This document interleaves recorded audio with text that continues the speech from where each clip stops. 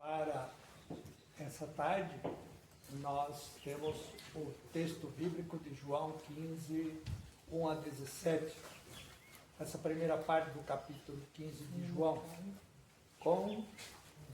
regido pela frase, a graça da comunhão. A comunhão é uma graça, e é uma graça que se multiplica. Usamos o texto de João por conta dessa relação que ele coloca entre Cristo e os cristãos. Segundo os estudiosos de João, esse texto, essa alegoria da videira, é um texto que apresenta a eclesiologia joanina. A igreja de Cristo, segundo João, são as pessoas, ou é a comunidade daqueles que estão enxertados em Cristo. Ele é o tronco, que é a raiz, e os membros são os ramos, a videira e os ramos. Mas o Paulo, apóstolo, na carta aos Colossenses, também vai falar que nós somos enraizados em Cristo. A raiz é Cristo. E só nele nós somos fecundos. Então existe uma correlação entre o que diz João 15 e o que diz Paulo na carta aos Colossenses, capítulo 2, versos 6, 7, por aí. Bom, o texto de João começa com, primeiro, no contexto do texto, nós estamos na despedida de Jesus. Jesus está dando as últimas informações ou a última formação aos discípulos após a ceia. E precisa de dizer uma porção de coisas, inclusive os discípulos vão perguntar, 4 discípulos vão fazer suas últimas perguntas a Jesus, coisas que querem saber a respeito do futuro.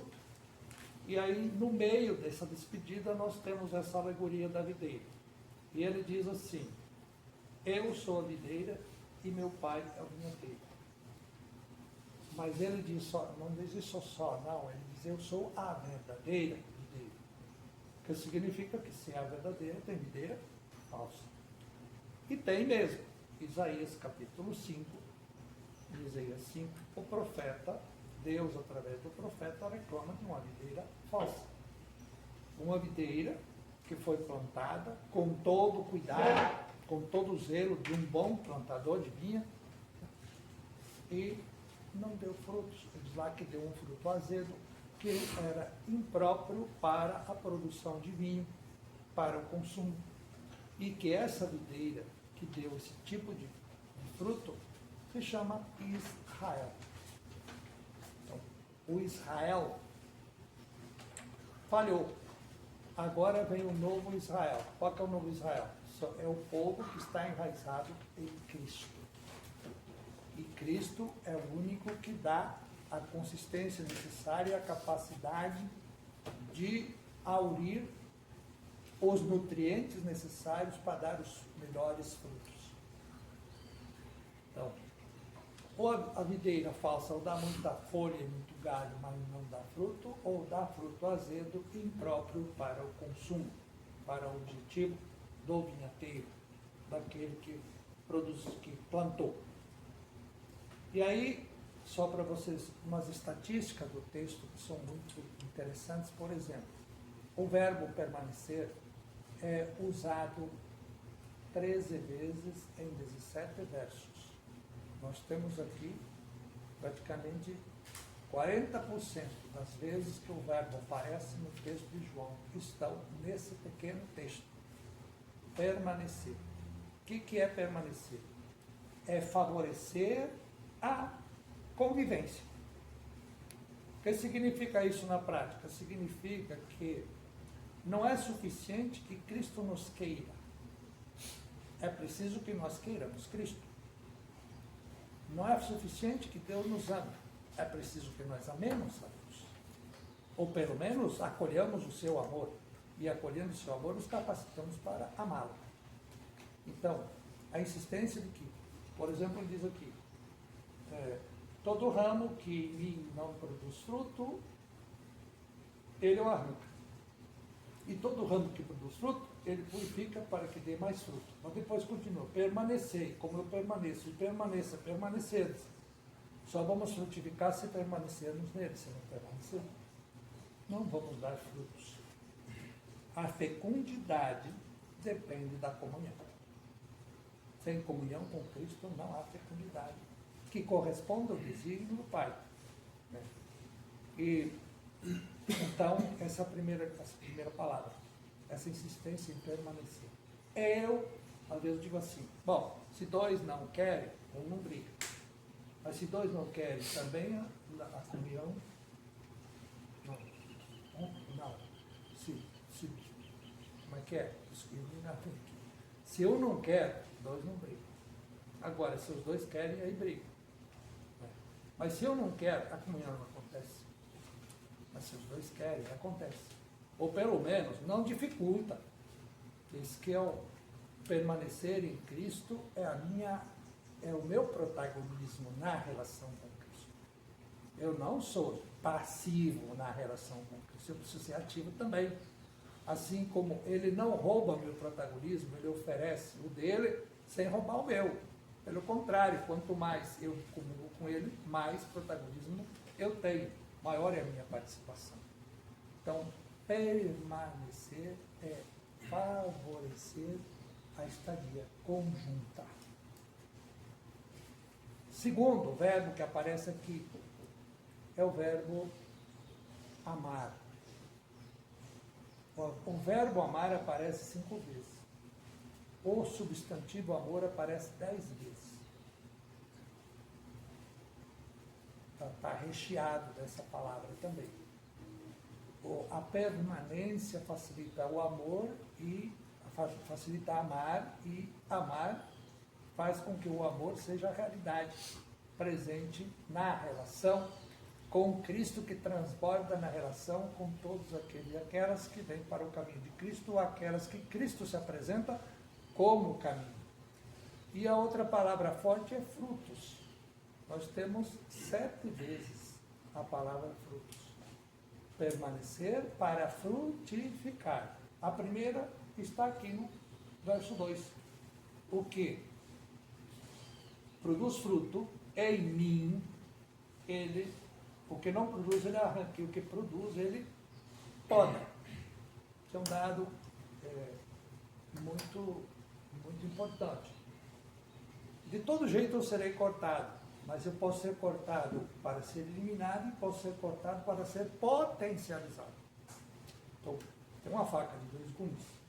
Um gume elimina e outro gume capacita. O que significa, por exemplo, uma poda de Cristo, uma poda do Pai na relação com o Filho para o meu empoderamento ou potenciamento? Eu pego um exemplo assim. Eu, por exemplo, fui designado para assumir um trabalho em um determinado lugar e vou para esse trabalho, gosto do trabalho, gosto do povo que está lá, me dou bem, é uma coisa muito gostosa. Estou frutificando, estou produzindo fruto. Aí, de repente, alguém me chama e quer me levar para outro lugar, me tira, fala assim, agora que eu estou bem, está dando tudo certo, você me tira daqui, o que é isso? Isso é castigo. Aí você pode se rebelar e não ir. E você pode obedecer e ir para outra função. Aí você vai lá na outra função, você já sabe que é complicado, exatamente porque você está dando bem ali, que é para ir para lá, para ver se dá bem lá também. Aí se você for por Cristo, por obediência ao Pai, no Filho, o engajamento continuar no Filho, você vai lá e você vai produzir mais frutos. Você vai ajudar a superar aquela situação adversa, como no que falei. Então aconteceu uma poda. Você estava assim, deslanchando e de repente você se sentiu podado. Cortou a minha asa. Eu ia voar, mas não vou. Mas você vai retomar no outro lugar, você não vai voar, mas vai enraizar, vai estender as raízes e potencializar o pessoal que está lá. Então, o que acontece conosco depende muito da leitura que a gente faz. Porque às vezes até uma pessoa pode dizer assim, não, vou tirar esse cara daí porque ele está se achando. Tá bom, isso foi a intenção de quem mexeu com você. Agora, o que você assume sobre aquilo é que vai dar fruto ou não. não é o que os outros estão pensando para você, é o que você está assumindo. Então, essa questão de estar em Cristo, claro, é possível estar na adversidade? Claro, é exatamente na adversidade que nós precisamos mais do que quando as coisas estão andando bem, segundo os conceitos que nós temos de bem. Então, o objetivo que Deus tem para conosco através de Cristo é que sejamos frutuosos, que sejamos fecundos, que demos frutos. Não é suficiente que sejamos nós, é precisamos que multipliquemos aquilo que está em nós, por desígnio de Deus. Aí ele vai insistindo a necessidade de cultivar essa permanência. Lá no verso 4 ele diz assim: permanecei em mim como eu permaneço em vós. Do mesmo modo que o ramo não pode produzir fruto por si mesmo, se não estiver na videira, assim também vós, se não estiverdes, se não permanecerdes em mim. Tá? Esse continua no verso 5. Eu sou a vinha, sou a videira, e vocês são os ramos. Aquele que permanece em mim e no qual eu permaneço, esse produzirá frutos em abundância. Essa é uma expressão que é própria de João. A expressão mais que a gente sabe de cor de João é João 10:10. Eu vim para que todos tenham vida e tenham vida em abundância. Esta é a palavra de ordem do evangelista João. A nossa vida, a nossa ação, o nosso chamado vocacional é para sermos abundantes. Não é para ser michuruca, não é para ser o mínimo do mínimo. Não, não somos chamados para mínimo, somos chamados para máximo. E o máximo é chegar a uma comunhão tal que, enraizados em Cristo, tudo possa ser expressão da presença, da permanência em Cristo na nossa vida. Então, essa capacidade de fecundidade aparece no verso 7 também. Se permanecerdes em mim, minhas palavras permanecerem em vós, pedireis o que quiseres, que será concedido. Por quê? Porque não vai pedir bobeira, não vai falar coisa que não tem nada a ver com coisa. Se existe comunhão, a relação, o investimento, a atenção tem a ver com o projeto de Deus, com a vontade de Deus, sem dúvida. E não vamos pedir coisa que não aumenta, o que não melhora, o que não multiplica o projeto de Deus. E aí no verso seguinte, o 8º verso, que metade do texto está aqui, diz assim: o que glorifica meu Pai é que produzais frutos em abundância e vos torneis meus discípulos. Então, isso eu quero considerar uma questão que, às vezes, nós temos aí essa história de fazer dia de louvor. Vamos fazer um dia de louvor. Beleza? Aí o que é o dia de louvor? É aleluia, viva, bate braço, bate perna, assim por diante e tal. E pensa que o louvor, isso é glorificar a Deus. Pode ser. É minha intenção glorificar a Deus, eu fico ali falando um monte de coisa bonita. Só que bater palmas e falar coisa bonita é apenas uma introdução à glorificação de Deus. Como é que a gente glorifica a Deus mesmo? É batendo o pé. É dando de si, é se entregando. Assim a gente glorifica a Deus. E é isso que ele está dizendo. É o fruto do meu trabalho em Cristo que glorifica a Deus. Aí eu uso uma expressão minha, lá da minha infância, que às vezes meu pai me pegava e me passava o chinelo. E falava assim: você não parece comigo. Você me envergonha. Eu falo, como que eu não pareço com ele? Qualquer lugar que eu vou na rua, o pessoal fala: você é filho do Domingo, mas a minha cara, a cara dele é igual. Todo mundo sabia, era só olhar o carinha do bichinho aqui, ó, e já sabia que era do Domingo. Então como que eu não pareço com ele? Aí tá, como que eu não pareço? No meu comportamento. Na minha imagem, eu sou o retrato. Mas no meu comportamento, eu sou retraído. Quer dizer, eu não sou aquilo que eu mostro que eu sou. Essa é a cobrança. Eu aplico isso na minha relação com Deus. o fruto faz com que as pessoas que me veem e veem as minhas ações ou louvem a Deus e não a mim. Se elas estão louvando a mim e não a Deus, tem alguma coisa errada aí. Pode ser que eu não ajudei elas a entender o que é, a que eu vim, qual é a minha missão. E pode ser que eu, de fato, esteja roubando a cena de Jesus, do Pai, no meu comportamento. Eu querendo me aparecer, eu querendo que me agradeça, eu me achando. Né? Então, glorificar ao Pai é, de fato, produzir frutos em Cristo. E os frutos em Cristo permanecem. Os frutos meus sem Cristo apodrecem, mas os frutos em Cristo permanecem. Vamos pegar uma outra dimensão, ou outro modo de falar. Eu estou numa comunidade, eu estou trabalhando e estou de vento em pouco. Todo mundo gosta de mim, os projetos que eu estou com saem tudo certo, e aquela beleza, maravilha. Aí, de repente, eu tenho que sair por alguma coisa dessa comunidade, vou embora, e a comunidade murcha, e parece que ninguém passou por aí. Zerou tudo. Zerou no sentido que morreu. O que significa que eu não estava produzindo fruto em Cristo, não. Os frutos tinha outro destino.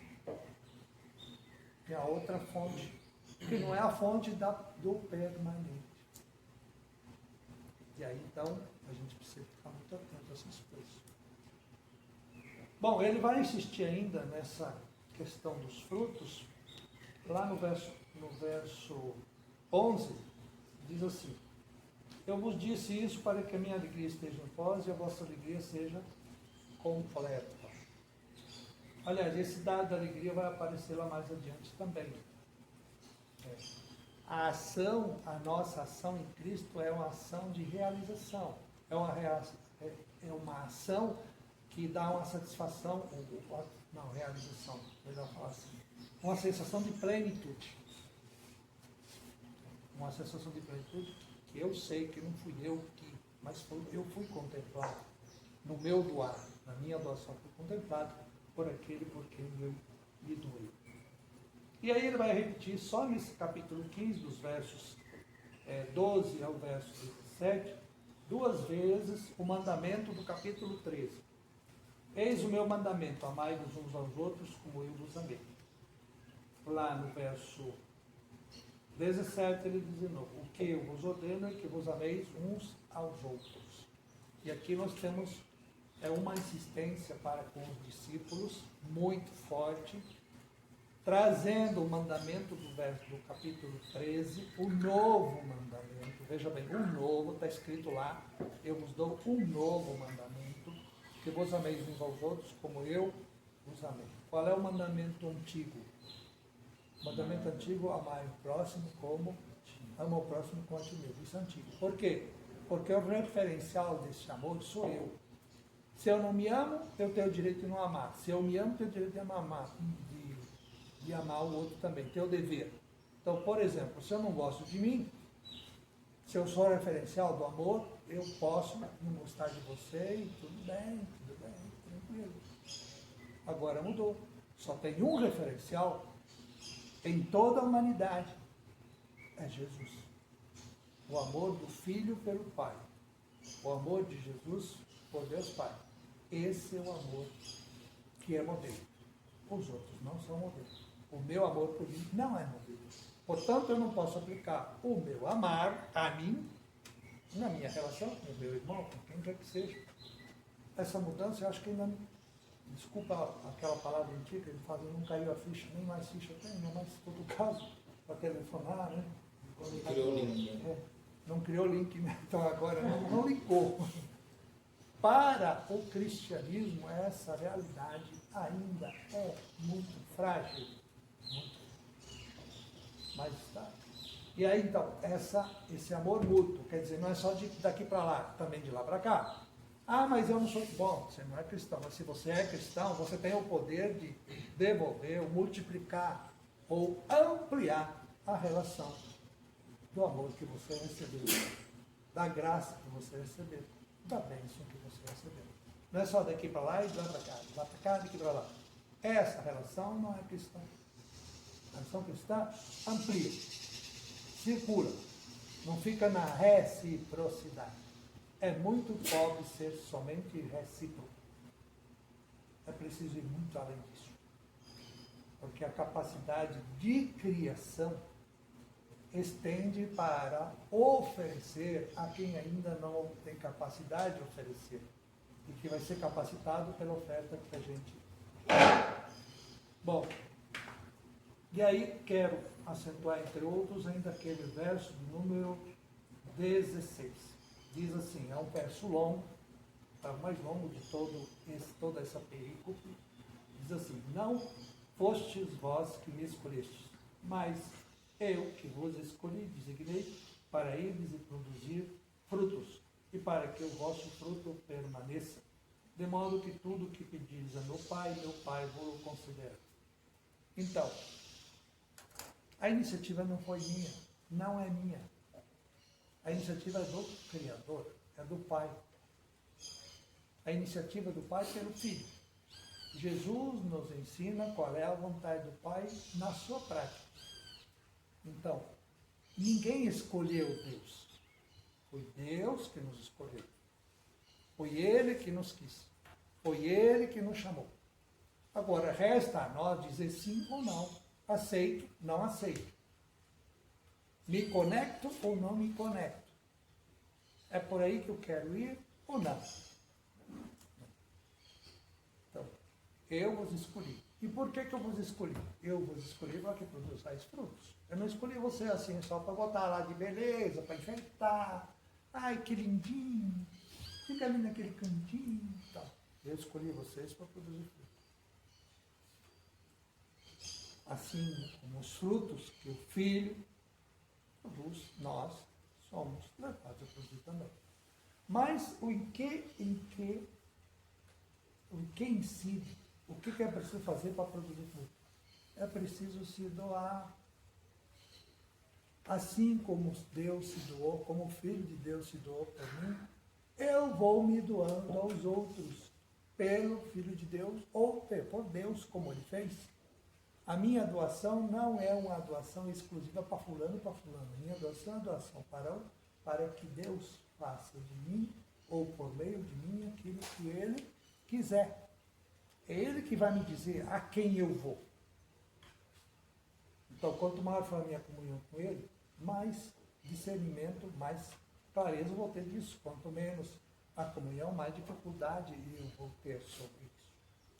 Afinal de contas, para quem está chamando? Para isso, para aquilo, para não sei o que, papapá. Está me chamando para doar a vida. Às vezes a gente fica assim. Mas que serviço que eu vou fazer? O primeiro serviço é dispor de mim mesmo em favor da causa que eu abracei. E aí, então, essa disponibilidade vai me ajudar a tomar habilidades. Algumas são mais práticas, mais fáceis, outras não. Mas o modo com que eu me disponho vai ajudar a facilitar ou dificultar. E produzir frutos mais ou menos frutos. Então, e terminando aqui, designei para que produzam frutos e que o fruto permaneça. Não é um fruto passageiro assim, fruto de estação. É um fruto permanente. Por quê? Porque não se esgota.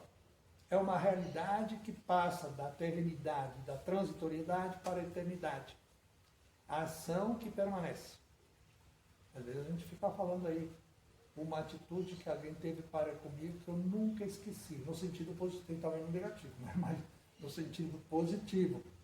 E às vezes que fica aí no rol da biografia dos santos.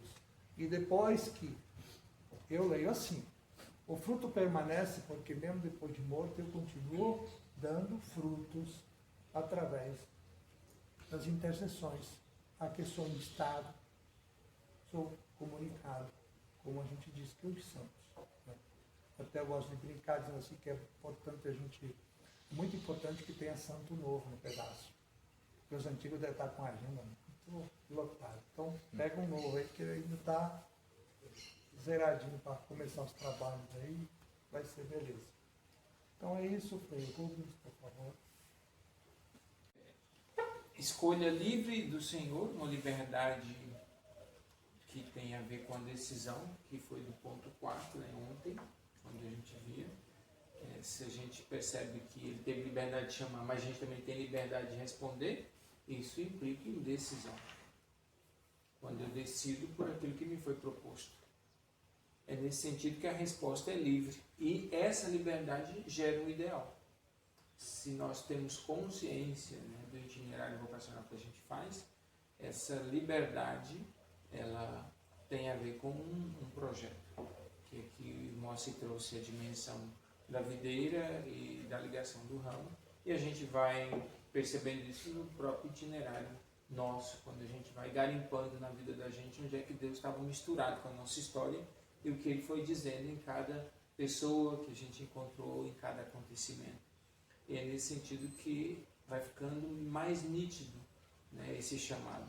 E aí nós ganhamos, segundo Francisco, né, ganhamos pessoas, porque a gente escolhe um ideal que nós sabemos qual é, pelo discernimento que é feito.